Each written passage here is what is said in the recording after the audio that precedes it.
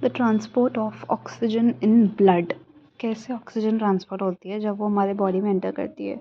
दो तरीके से ऑक्सीजन ट्रांसपोर्ट होती है। एक तो हमारे ब्लड प्लाज्मा में होती है डिजॉल्व होकर 3%।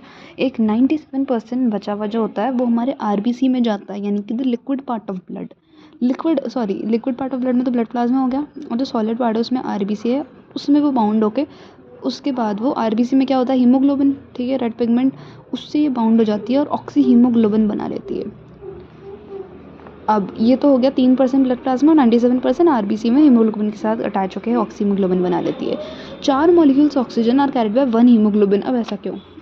हमारा जो एक हीमोग्लोबिन होता है, ये एक हीमोग्लोबिन है, इसमें इसको अपन बोलते हैं कि एक हीमोग्लोबिन 4 मॉलिक्यूल्स ऑफ O2 को कैरी कर सकता है। एक हीमोग्लोबिन में 4 Fe होते हैं, यानी कि आयरन के एटम्स 4 Fe होते हैं, और एक Fe 4 ऑक्सीजन को कैरी कर सकता है। 4 Fe 4 ऑक्सीजन को कैरी करेंगे। ये 4 Fe एक हीमोग्लोबिन में होते हैं, इसीलिए ये 4 ऑक्सीजन को कैरी कर सकता है। तो एक बार में हमारा जो ब्लड है वो 5 ml ऑफ ऑक्सीजन को ट्रांसफ़र कर सकता है हमारे टिश्यूज़ को।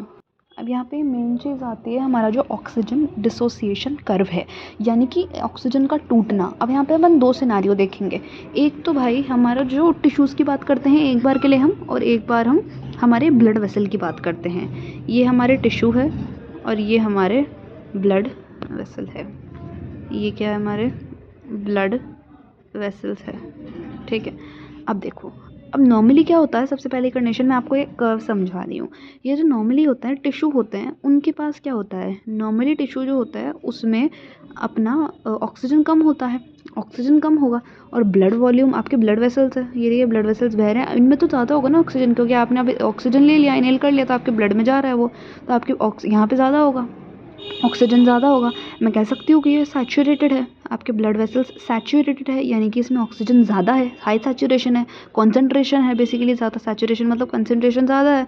तो अगर यहाँ पे आपके टिश्यू है उसमें अगर ऑक्सीजन कम है, ऑक्सीजन अभी मान लो इनिशियली इसमें कम है, ठीक है, अब आपके ब्लड वेसल में ज़्यादा ऑक्सीजन है, यानी कि वो सैचुरेटेड है। तो अगर ये सैचुरेटेड है तो क्या ये इधर जाएगा, ये टूट के इधर जाएगा ना, क्योंकि यहाँ पे ज़्यादा है यहाँ पे कम है, तो ये यहाँ पे इसका जो सैचुरेशन है टूट के ये यहाँ पे जाएगा ऑक्सीजन। और जब तक ये दोनों इक्वल नहीं हो जाते, जब तक ऐसा होगा, तो यानी कि इसका जो सैचुरेशन है वो कम हो जाएगा, क्योंकि इनिशियली ये सैचुरेटेड था, लेकिन अब यहाँ पे कम है, तो सिंस ये कम था अब ये टूटेगा ऑक्सी हीमोग्लोबिन, ऑक्सीजन और हीमोग्लोबिन में, और यहाँ पे ऑक्सीजन जाएगा, तो फिर इसका सैचुरेशन भी कम हो जाएगा। अब दूसरा सिनेरियो, मान लो हमारे जो टिश्यू है अब उसमें ऑक्सीजन ज़्यादा हो गई और हमारा ये तो सैचुरेटेड रहता है, तो अब ये सैचुरेटेड है ही, तो क्या अब ये टूटेगा? अब क्या फिर से ये टूटेगा? अब क्यों टूटेगा है? क्योंकि इसमें तो ज़्यादा ऑलरेडी है, तो ये टूटेगा ही नहीं अब, according to the concentration gradient. अब ये नहीं टूटेगा, ठीक है। कोई चीज़ इधर उधर कब जाती है, जब वहाँ पे ज़्यादा होती है इधर कम होती है, तो वो चला गया। लेकिन अब यहाँ पे क्या है, यहाँ पे ऑलरेडी ज़्यादा है, तो ये ऑलरेडी अब ये सैचुरेटेड ही रहेगा, इसका सैचुरेशन हाई ही रहेगा, यानी कि जब यहाँ पे ऑक्सीजन ज़्यादा होता है तो ये भी सैचुरेशन भी इसका ज़्यादा होगा, क्योंकि टूट के इधर नहीं आएगा। और जब यहाँ पे ऑक्सीजन कम होता है तो इसका सैचुरेशन कम हो जाएगा, क्योंकि अब ये टूट के यहाँ पे आ जाएगा, तो यहाँ पे इसका भी कॉन्सेंट्रेशन ऑक्सीजन का कम हो जाएगा। तो अपन एक चीज़ नोटिस करते हैं कि जब यहाँ पे ऑक्सीजन कम है तो इसका सैचुरेशन भी कम हो जाता है, और यहाँ पे जब ऑक्सीजन ज़्यादा है तो इसका सैचुरेशन भी बढ़ जाता है।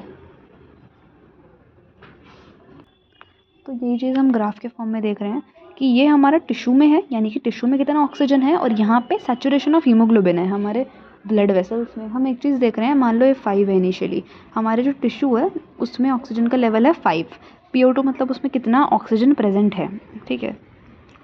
यहाँ पे मान लो टिश्यू में केवल 5 है, तो यहाँ पे इनिशियली इसका सैचुरेशन भी कम होगा ना, यहाँ पे तभी तो सैचुरेशन कम आएगा, यहाँ पे कितना कम वैल्यू होगा नीचे, यानी कि ये टूट के इधर जाएगा तो इसका सैचुरेशन भी कम हो जाएगा। अब जैसे जैसे मतलब ये दोनों साथ साथ बढ़ रहे हैं, एक कम है तो दूसरा भी कम है, और ये दोनों साथ साथ बढ़ रहे हैं, एक ज़्यादा तो दूसरा भी ज़्यादा। अब यहाँ पे मान लो यहाँ पे ये 50 वैल्यू आ गई, मान लो ये 50 है, P50, ठीक है, PO2 50 है यहाँ पे, तो यहाँ पे इसका सैचुरेशन का वैल्यू भी बहुत ज़्यादा हो जाएगा, इसका सैचुरेशन का भी वैल्यू यहाँ पे ज़्यादा हो जाएगा, क्योंकि अब ये टूट के नहीं आएगा ना ब्लड वेसल में। अब ब्लड वेसल में ये नहीं आएगा अब टूट के टिश्यू में, क्योंकि ऑलरेडी यहाँ पे ज़्यादा, तो वो टूट के नहीं आएगा, तो इसका सैचुरेशन यहाँ पे ज़्यादा रहेगा, ठीक है।